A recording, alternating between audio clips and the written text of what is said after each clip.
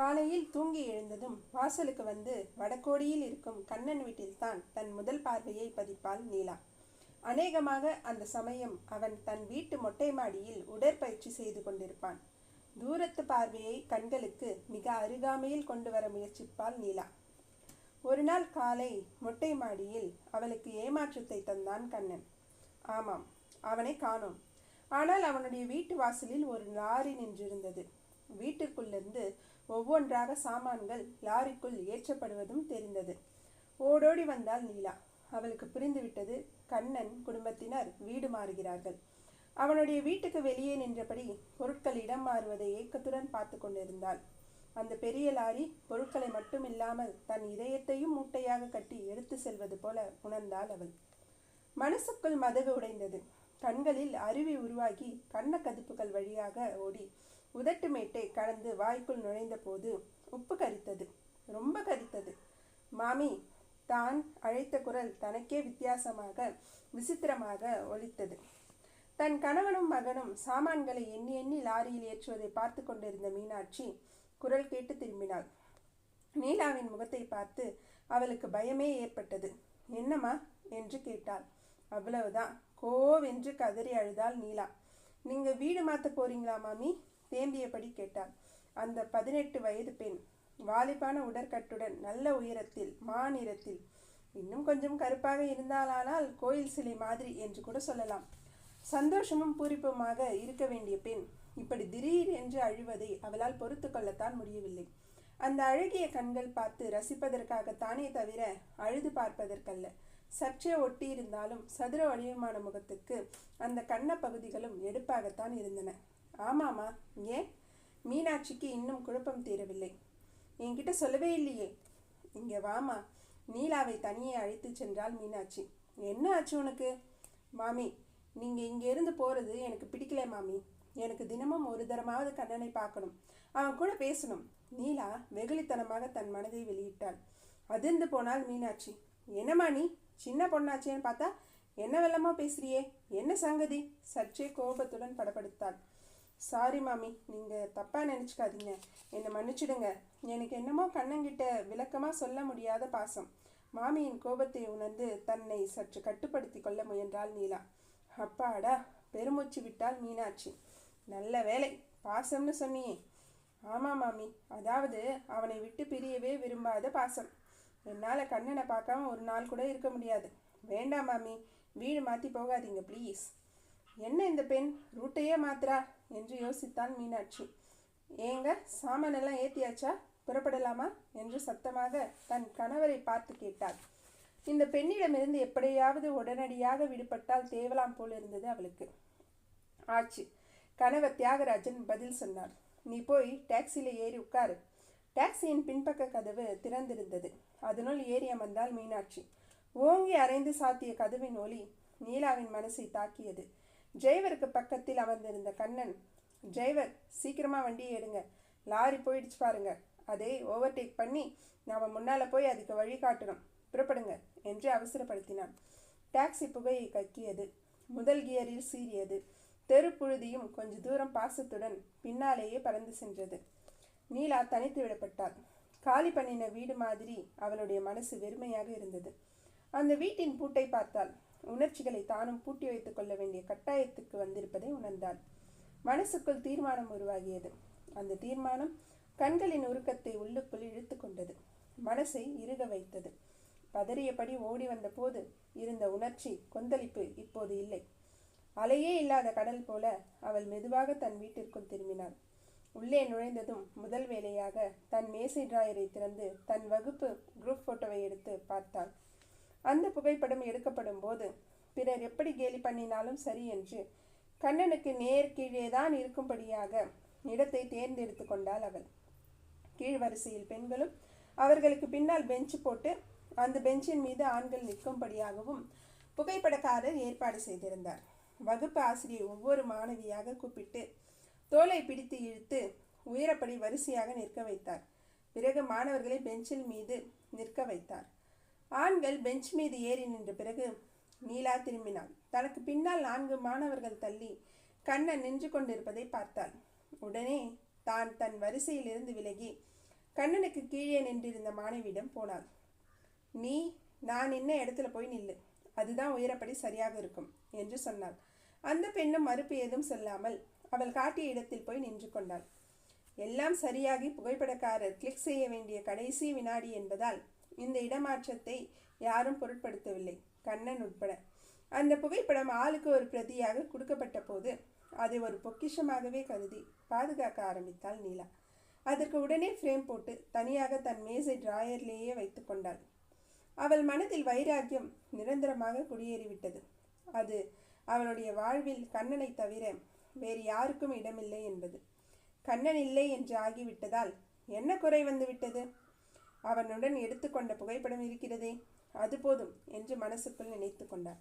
ஒரு நீண்ட பெருமூச்சுடன் அந்த புகைப்படத்தை மேசை டிராயருக்குள் வைத்து பூட்டினார். தன் நர்ஸ் யூனிஃபாரத்தை அணிந்து கொண்டார். அம்மா, நான் டியூட்டிக்கு போயிட்டு வரேம்மா என்று உள்பக்கமாக குரல் கொடுத்து விட்டு படியிறங்கினாள். படியேறி மேலே வந்தான் கண்ணன். அட்டெண்டர் சைலப்பன் பூட்டை திறந்து கதவியை உள்பக்கமாக தள்ளி திறந்து வழி பண்ணி கொடுத்தான். உள்ளே இருந்து மருந்து நெடி எட்டி பார்த்து கண்ணனிடம் ஹலோ என்றது. மூக்குக்கு முன்னால் கையை ஆட்டி நெடி மூக்குனில் புகுந்து விடாதபடி பார்த்து கொண்டான் கண்ணன். கைக்குட்டையும் உதவியது. இப்படி உட்காருங்க சாமி என்றான் சைலப்பன். மர நாற்காலி ஒன்று தூசி போர்த்தி கொண்டு அமர்ந்திருந்தது. அந்த உர தூசி இன்னும் கொஞ்ச நாள் மேலும் மேலும் படிந்தால் அந்த மர நாற்காலியே துளிர்த்து விடும் போல் இருந்தது. இதை துடையப்பா சைலப்பா என்றான் கண்ணன். பரபரவென்று நாற்காலியை துடைத்து கைத்துணியை மேலும் அழுக்காக்கினான் சைலப்பன். ஏன்பா, எனக்கு ஒரே ஒரு சந்தேகம். இந்த கிராமம் இவ்வளோ பச்சை பசேல்னு கிடக்குதே, இதெல்லாம் நம்ம உரம் போட்டு வளர்ந்த பயிருங்க தானா? கண்ணன் கேட்டான். சரிதான், இயற்கையாகவே செழிப்பான பூமிங்க இது. இதுக்கு உரமும் வேணாம், ஒன்றும் வேணாம். சும்மானாச்சும் கம்பெனி ஆரம்பிச்சிருக்காங்க, உங்களையும் கொண்டு வந்து போட்டிருக்காங்க. எனக்கு ஆஃபீஸ் பையன்னு சம்பளம் கொடுக்குறாங்க. தன் கிராமத்து பாணியிலேயே பேசினான் சைலப்பன். சிரித்தான் கண்ணன். பளிச்சென்று அவன் நினைவில் இதய கமலம். என்ன செழிப்பு! அந்த கொடிக்கு கடவுள்தான் பருவ உரம் போட்டு என்னமாய் வளர்த்திருக்கிறார். ஏன் சைலப்பா, மேலே தெருவில் யாரெல்லாம் இருக்காங்க? கண்ணன் கேட்டான். ஏனுங்க, சாமிக்கு தெரிஞ்சவங்க யாராச்சும் அங்கே இருக்காங்களா?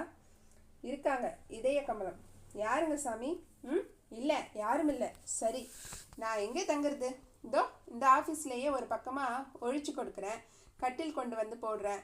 போஸ்ட் மாஸ்டர் வீட்டில் கேட்டால் கொடுப்பாங்க. டவுனுக்கு போய் தலையணை போர்வை வாங்கிட்டு வந்துடலாம். சரி, குளிக்க சாப்பிட எல்லாம் எப்படி வசதி? சாப்பாட்டுக்கு இங்கே கிழக்கு தெருவிலேயே ஒரு கிளப் இருக்குங்க சாமி, கணேசையர் ஹோட்டல். பார்வைக்கு என்னவோ சுமாராக தான் தெரியும். ஆனால் சாப்பாடு டிஃபன் எல்லாம் ஜோர் தான். சார்வாலுக்கும் செலவு கட்டுப்படியாகும். யார் அது சார்வால்? நீங்கள் தான். கண்ணன் புரியாமல் பார்த்தான். பிறகு கேட்டான். எங்கே போய் குளிக்கிறது? இங்கே பாத்ரூம் எதுவும் இருக்கிற மாதிரி தெரியலையே. ஆத்தங்கரைக்கு போய் குளிக்கலாம் சாமி, ரொம்ப சுகமாக இருக்கும். ஆத்தங்கரையா? இங்கே பாத்ரூமே கிடையாதா? இருக்குங்க சார்வால். பின்னால் தென்னை ஓலை கீர்த்து மறை போட்ட ஒன்று இருக்குது. ஆனால் குழாய் எதுவும் கிடையாது. நாம தான் தண்ணி கொண்டு வந்து வச்சுக்கிட்டு குளிக்கணும். அந்த தண்ணியையும் ஆத்தங்கரையிலேருந்து தான் கொண்டு வரணும். ஆனால் 1000 தான் சொல்லுங்க, ஆற்றுல குளிக்கிற ஜோர் வராதுங்க. ஆத்தங்கரைக்கு போவோமா? கண்ணன் கேட்டான். அது எப்படித்தான் இருக்கும்? அந்த அனுபவத்தையும் பார்த்து விடலாமே. சைலப்பன் காட்டிய வழியில் ஆற்றங்கரையை நோக்கி அவனுடன் சென்றான் கண்ணன்.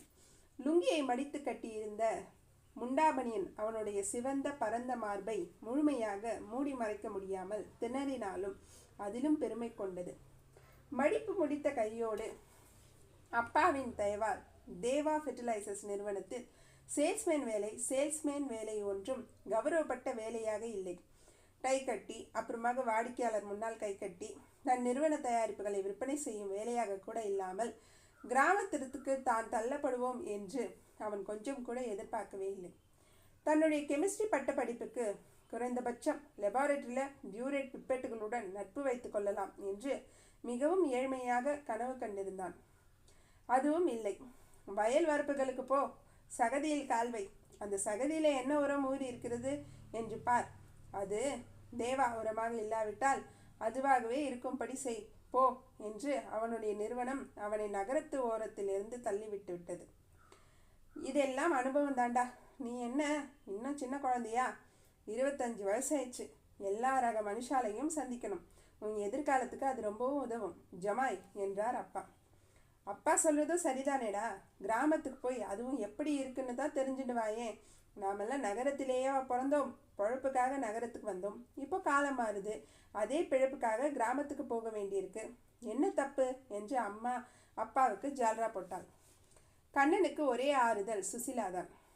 அத்தான், போயும் போயும் நீங்கள் ஒரு கிராமத்துக்கு போகிறதுங்கிறது எனக்கு சுத்தமாக பிடிக்கவே இல்லை. அங்கே எதனாச்சும் தப்பு தண்டா பண்ணிட்டு ஓடி வந்துடுங்க. இங்கே வேற ஏதாவது வேலை பார்த்துக்கலாம் என்றாள். சுசி நெகிழ்ச்சியுடன் அழைத்தான் கண்ணன். குரல் தழுத்தழுத்தது. நீ ஒருத்தி தான் என் மனசை சரியாக புரிஞ்சுட்டுருக்கேன். ஆற்றங்கரைக்கு போகும் வழியில் தனக்குத்தானே சிரித்து கொண்டான் கண்ணன். சார்பால் சிரிக்கிறாக கூட இந்த சைலப்பன் அவனுடைய பாஷையில் கண்ணனுடைய அந்த சிரிப்புக்கு விளக்கம் கேட்டான். இப்போ நான் அழுதேனா? சிரிக்கத்தானே செய்தேன். கண்ணன் புரியாமல் கேட்டான். அதான் ஏன்னு சும்மாதான் ஏதோ ஞாபகம். சுசிலாவை பற்றி இவனிடம் ஏன் சொல்லிக்கொண்டு? அது என்ன, மனசுக்குள் குரல் மட்டும் சுசிலாவுடையதாக, ஆனால் உருவம் மட்டும் இதய கமலமாக இருக்கிறதே. தலையை சிலிப்பி கொண்டான் கண்ணன். சார்பால் மனசுக்குள்ளார ஏதோ இருக்காப்ல. இந்தாப்பா, ஏன் இப்படி வாழ்வாள்னு போட்டு அறுக்கிற? சும்மா சார்னு சொன்னா போதாதா? தன் மனக்குழப்பத்தில் அவன் மேலும் கல்லெறிந்து அவனுக்கு ஆத்திரமாக வந்தது. ஒரு மரியாதைக்காகத்தான் மெட்ராஸ்காரர் வேற. கண்ணன் பளிச்சென்று நின்று விட்டான். தான் காட்டிய மரியாதையில் அவன் உறைந்து போனானோ என்று சைலப்பனுக்கு ஆச்சரியம். கண்ணனை நிறுத்தியது ஒரு மலர், இதய கமலம். தன் 2 தோழிகளுடன் குடத்தை சுமந்து கொண்டு அவள் எதிர்பட்டாள். குளித்துவிட்டு வந்திருந்த அந்த புதுமணம் கிராமத்து சுகந்தத்தையே அதிகரித்தது. பளிச்சென்று தெளிவாக இருந்தது அந்த முகம். சிவந்திருந்தது. அவளுடைய நிறம் வெள்ளை இல்லை, சந்தனமும் ரோஜா வண்ணமும் பொருத்தமான விதத்தில் கலந்திருந்த கிழங்கடிக்கும் நிறம். நடந்து வந்தபோது முதல் நடை பழகும் சின்ன குழந்தையின் பட்டுக்கால்களில் ஜிவ்வென்று சிவந்து மறையுமே, அதே மிருது. தன் கழுத்தை சுற்றி அணிந்திருந்த அவள் கரம் பட்ட குடத்துக்காகத்தான் எத்தனை பெருமை! பலீர் என்று தன் மகிழ்ச்சியை எவர் சில்வராய் பளபளத்து காட்டியது. அவளும் நின்றாள். 4 அடி முன்னேறிய தோழிகள் நின்றார்கள். தயங்கினார்கள், திரும்பினார்கள். அவள் அசையாமல் நின்றிருந்ததோடு தன் பார்வையை ஏறிட்டு அதை கண்ணனின் முகத்தில் அவள் பதிந்திருந்ததையும் கண்டார்கள். இவர்களுக்கு வெட்கம் வந்துவிட்டது. அலமோ, ஏன் சிலையாகி போனாள்? ஒருத்தி கேட்டாள். எதிரே சிற்பி வந்து விட்டாரே, அதனால. அடுத்தவள் பதில் சொன்னாள். கலகல. இந்த சின்ன நகைச்சுவைக்கு பெரிய கலகல, கள்ள கபடமற்ற கலகல. கண்ணில் விழும் மிகச்சிறிய தூசி கூட நீரை பொங்கி பெருக்குவது போல மனசுக்குள் சிறு கொந்தளிப்பு. கண்ணனின் பார்வையை கூர்மையாக்கி அவளுடைய கண்களில் பாய்ந்தது. அது ஒரு புள்ளி. உடல் முழுவதும் ஒவ்வொரு அணுவிலும் வருடி சிலிர்ப்பை ஏற்படுத்தியது. குளித்த பிறகு குளிர் நடுக்கம். அலமோ, வாடி. தோழிகள் அவளுடைய கையை பற்றி இழுத்து சென்றார்கள். அலமோ பெயரை கண்ணனின் மனசு கிரகித்து கொண்டதில் உற்சாகம் பெருக்கெடுக்க உதடுகள் அதை உரத்த குரலில் வெளியேற்ற 3 பெண்களும் அரண்டு போய் ஓட ஆரம்பித்தார்கள். இடுப்பு குடம் ஓட்டத்தை தாங்க மாட்டாமல் தண்ணீரை தழும்ப வைத்து அவளுடைய அந்த பக்கத்து இடுப்பு அளவை ஈரத்தால் ஒட்டிய பாவாடை தாவணி மூலம் துல்லியமாக காட்டி கண்ணனை தடுமாற வைத்தது. ஆற்றை நோக்கி நடந்தான். குளிர்ந்த ஆற்று நீர் அவனுடைய மனத்தீயை அணைக்க முயன்று தோற்றது. சிறு சிறு மீன்கள் பாத ஓரங்களில் கால் அழுக்கை சாப்பிடும் சாக்கில் தன் இதழ்களால் கடித்து முத்தமிட்டு குறுகுறுப்பை ஏற்படுத்தியது. அந்த குறுகுறுப்பிலிருந்து தப்ப காலை மாற்றி மாற்றி தூக்கி கொள்ள வேண்டியிருந்தது. சார்பால், என்ன டான்ஸ் ஆடுறீங்க? சைலப்பன் பக்கத்தில் நின்றபடி கேட்டான். ஆற்று மீன் காலில் குறுகுறுத்தது. அலமுவின் மீன் விழிகள் மனசுக்குள். மாமா, 4 வாசல் படிகளை ஒரே எட்டில் தாவி ஏறி வந்தாள் சுசிலா. மெதுவாடி பெண்ணே, மீனாட்சி பதறினாள். ஆஹா, மருகளோட கால் உடஞ்சி கிடஞ்சு போயிட போகுதேன்னு மாமியாருக்குத்தான் எவ்வளோ கரிசனம், சுசிலா சொன்னாள். சந்தர்ப்பம் கிடைக்கும் போதெல்லாம் அந்த குடும்பத்துடன் தன் சம்பந்தம் இறுகி பிணைந்திருப்பதை அவள் உறுதி செய்து கொண்டு விடுவாள். அதுக்கில்லேடி, தரைக்கிரை பேர்ந்துடுத்துன்னா யார் செலவு பண்ணுறது? உன் அப்பா கிட்ட வரதட்சணை சீரோட சேர்த்து கேட்டுட முடியுமா என்ன? மீனாட்சியும் பதிலுக்கு கிண்டல் அடித்தாள். அதே சினுங்க ஆரம்பித்தாள் சுசிலா. ஐயோடி, நீ அழ ஆரம்பிச்சிடாத. அப்புறம் கண்ணன் வந்து தான் உன்னை சமாதானப்படுத்தணும். ஆமாம், நீ என்ன தனியாகவா வந்தே? மீனாட்சி கேட்டாள். நான் ஒன்றும் தனியாக வரல, துணையோடு தான் வந்திருக்கேன். அம்மாவும் அப்பாவும் சம்பந்திகளுக்காக பழம்பூவெல்லாம் வாங்கிட்டு மெதுவாக பின்னால் வர்றாங்க. அட, கோமதி வராளா? மீனாட்சி கணவர் பக்கம் திரும்பினார். என்ன சமாசாரமா இருக்கும்? தியாகராஜனும் குழப்பத்தில் ஆழ்ந்தார்.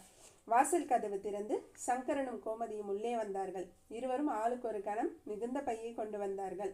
அப்பாடா என்று வெயிலையும் வியர்வையும் நொந்தவாறே நாற்காலியில் அமர்ந்தார் சங்கரன். சன் நியூஸ் இன்றைய நிகழ்ச்சிகளை ஒளிபரப்பிட்டாளா என்று தன் மகளை பார்த்தபடி தியாகராஜனிடம் கேட்டார். சுசிலாவை பார்த்து கேலி பண்ணுவது போல சிரித்தார் தியாகராஜர். அவளுக்கு எங்கே சான்ஸ் விட்டீங்க? உடனே நீங்களும் தான் வந்துட்டீங்களே. என்ன கோமதி, என்ன விசேஷம்? மீனாட்சி கேட்டாள். எல்லாம் முடிஞ்சு போன சமாசாரம்தான். ஆனாலும் சம்பிரதாயம்னு ஒன்று இருக்கு இல்லையா என்று கேட்ட கோமதி பையில் இருந்த பழங்களை எடுத்து தட்டில் வைத்தாள். சங்கரன் தான் கொண்டு வந்த பையில் இருந்து ஸ்வீட், சர்க்கரை, கல்கண்டு ஆகியவற்றையும் எடுத்து கொடுத்தாள். நிச்சயதார்த்தம் பண்ணிக்கலாம்னு தான் இன்னைக்கு நாள் நல்ல நாள். சரிதான், நிச்சயதார்த்தம் வேறையா? இதோ பாருங்க சங்கரன், இன்னைக்கே கண்ணனுக்கும் சுசிலாவுக்கும் கல்யாணம்னு சொல்லுங்க. இப்பவே கண்ணனுக்கு மொபைல்ல பேசி உடனே பயலை வர சொல்றேன். என்ன சொல்றீங்க? தியாகராஜன் ஒரு படி மேலேயே போனார். அதானே, எப்பவோ முடிஞ்சு போன நிச்சயதார்த்தம் தானே, கல்யாண தேதியை மட்டும் தானே குறிக்கணும். மீனாட்சி கணவனுக்கு ஒத்து பாடினாள். நாளன்னைக்கு முகூர்த்த நாளாம் போட்டிருக்கு என்று சுசிலா நாட்காட்டியை பார்த்து யாருக்கோ திருமணம் நிச்சயிப்பது போல சாதாரணமாக சொன்னாள். போடு தலைமையில கழுத, கல்யாண பொண்ணா லட்சணமா ஒரு ஓரமா உட்கார்ந்து வெக்கப்படுவியா? அதை விட்டுட்டு எங்களுக்கு சமமா பேசிட்டு இருக்கியே என்று பெரியவர்கள் எல்லோரும் அதட்ட சுசிலா பொய் பயம் காண்பித்து ஓடி போய் அம்மாவிடம் தஞ்சம் புகுந்தாள். நீங்க என்னை நிச்சயமா கல்யாணம் பண்ணிப்பீங்களா? அலமுவின் குரலுடன் உடலும் நடுங்கியது. ஒரு ஆணின் நெருக்கம் அவளுக்கு புதியது. அதோடு காதல் உணர்வுடன் கூடிய இந்த நெருக்கம் தனக்கு இந்த வயசுக்குள் கிடைக்கும் என்று அவள் கற்பனை கூட பண்ணி பார்த்ததில்லை.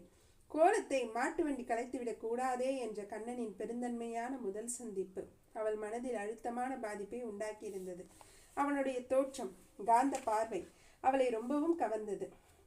ஆற்றங்கரில் தன்னை சிலையாக்கிவிட்டு போனவன் தொடர்ந்து வருவான், சிலைக்கு உணர்வுகள் கொடுப்பான் என்று அவள் கொஞ்சமும் எதிர்பார்க்கவில்லை. மாலை வேளைகளில் ஆற்றில் இருந்து நீரை முகந்து வந்து குடிப்பதற்காக வீட்டில் வைத்துக் கொள்ளும் தினசரி அலுவலாக அவள் ஆற்றங்கரைக்கு நடைபயின்று கொண்டிருந்தாள். அன்று அவளுடன் தோழிகள் இல்லை. அவளுடைய நிழல்தான் அவளுக்கு துணை.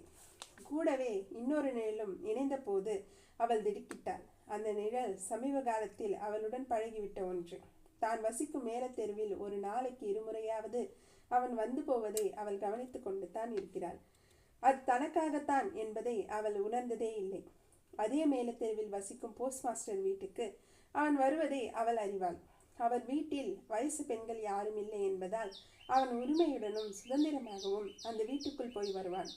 போஸ்ட் மாஸ்டரின் மனைவியும் ஜம்பத்தை கலந்து விட்டதால் அவருக்கு 50 கடந்து விட்டதால் அவருக்கு அவன் மீது கொஞ்சம் கூட பயமோ சந்தேகமோ ஏற்படவே இல்லை.